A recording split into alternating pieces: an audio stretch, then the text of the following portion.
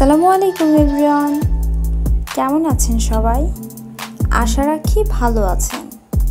সবাইকে জাহিদা আইটি চ্যানেলের পক্ষ থেকে প্রেগন্যান্সি টিপসে স্বাগতম।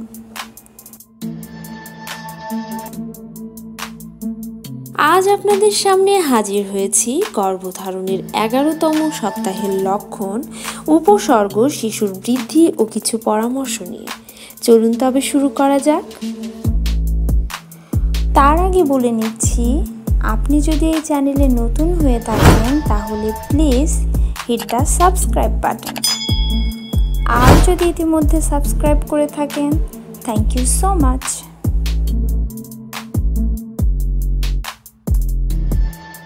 গর্ভধারণের 11তম সপ্তাহে এসে গর্ভবতী মা এবং গর্ভস্থ সন্তানের শারীরিক পরিবর্তনগুলো খুবই দ্রুত চলতে থাকে। ঠিক এ সময়ও গর্ভবতী মাকে বাহির থেকে দেখতে প্রেগনেন্ট মায়েদের মতো মনে না হলেও তার শারীরিক এবং মনের পরিবর্তনগুলো বেশ লক্ষণীয়। 11 সপ্তাহ মানে আপনি ইতিমধ্যে 2 মাস 2 সপ্তাহের প্রেগনেন্ট।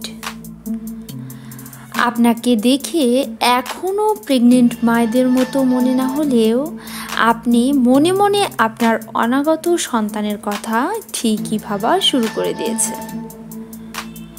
গর্ভধারণের শুরু থেকেই মায়ের সাথে গর্ভস্থ সন্তানের বন্ধনের ভিত গড়ে উঠলেও এ সপ্তাহ থেকে তা আরও বেশি দৃঢ় হতে শুরু করে।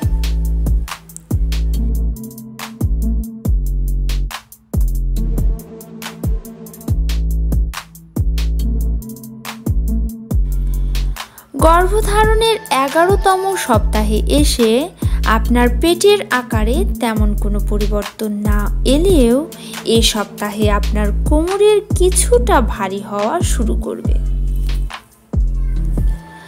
আপনার পেটের আকার বাড়ার সাথে সাথে শরীরের পেশি এবং লিগামেন্টগুলোতে টান লাগার ফলে রাউন্ড লিগামেন্ট পেন হতে পারে।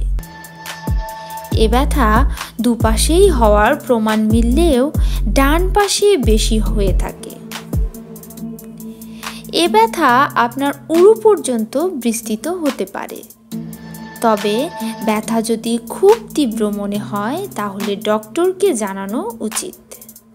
গর্ভধারণের কারণে সময়ে সময়ে আপনার শরীরে নানা ধরনের হরমোনের পরিবর্তনের ফলে শরীরের রক্তের পরিমাণ এবং ওজন বৃদ্ধি পেয়ে থাকে।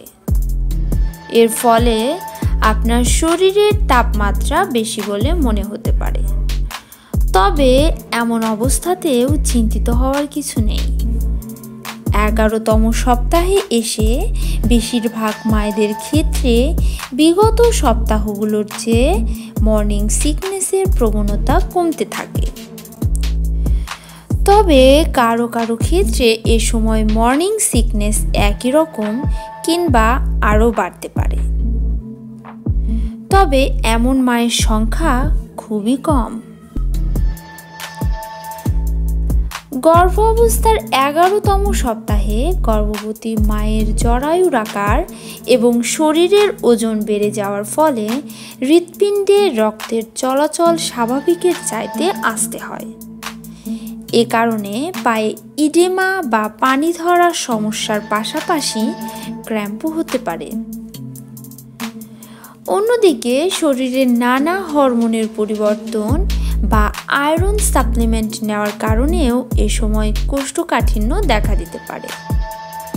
হরমোনের কারণে মায়ের শরীর ও পরিপাকতন্ত্রের পেশিগুলো শিথিল হয়ে পড়ায়, খাবার হজম ধীরে হওয়ায়, পেশিতে শিথিলতা দেখা দেওয়ায়, সাথে সাথে বায়ু ত্যাগ নিয়ন্ত্রণ কষ্টকর হয়ে ওঠে।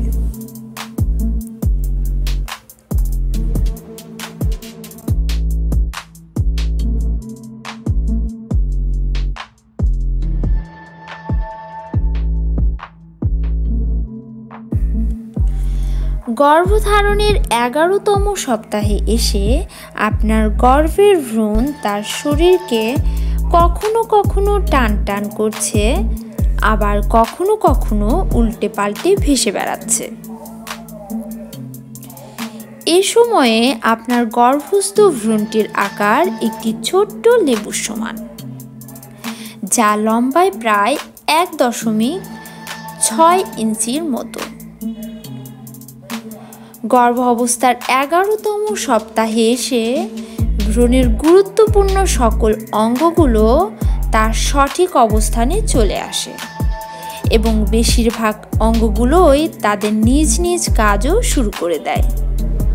আর ফিটাল পিরিয়ডে এসে ভ্রূণের শারীরিক বৃদ্ধির সাথে সাথে গঠিত হওয়া অঙ্গগুলোর পরিপূর্ণ বিকাশ হতে থাকে। এ সময়ে এসে শিশুর মাথা এবং পুরো শরীর জুড়ে চুলের গোড়া বা হেয়ার ফলিকলের গঠন শুরু হওয়ার সাথে সাথে ভ্রূণের কান তাদের সঠিক জায়গায় অর্থাৎ মাথার ঠিক দুপাশে নিজের অবস্থান পাকা করে নেয়। নাকের ছিদ্রগুলো পুরোপুরি খুলে যায় এবং জিহ্বা দৃশ্যমান হওয়া শুরু করে।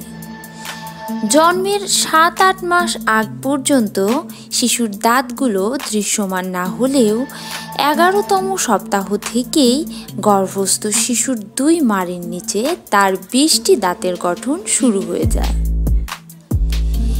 এ পর্যায়ে এসে শিশুর জোড়া লেগে থাকা হাত পায়ের আঙ্গুলগুলো আলাদা হতে থাকে এবং নখের বিকাশ শুরু হওয়ার সাথে সাথে শরীরের হাড়গুলো আরও শক্ত হয়। এছাড়া এ সময়ে ভ্রূণের রগ, শিরা এবং ধমনী ধীরে ধীরে গঠিত হওয়া শুরু করে। সাধারণত গর্ভধারণের 18 থেকে 20 সপ্তাহের আগে বেশিরভাগ মাই তার গর্ভস্থ সন্তানের নড়াচড়া অনুভব করতে পারেন না, যদিও এ সপ্তাহ থেকেই বাচ্চা তার হাত পা ছোড়াছুড়ি করতে শুরু করে থাকে। আর এটা যদি প্রথম সন্তান হয়ে থাকে তাহলে আরও বেশি সময় লাগতে পারে। তবে আপনার গর্ভস্থ শিশুর চোখ এ সপ্তাহে এসে বন্ধ থাকলেও সেটা কিন্তু মোটেও ঘুমন্ত নয়। অন্যদিকে এ সময়ে শিশুর ডায়াফ্রাম গঠিত হয়ে যায় বলে শিশু হেঁচকিও দিয়ে থাকে।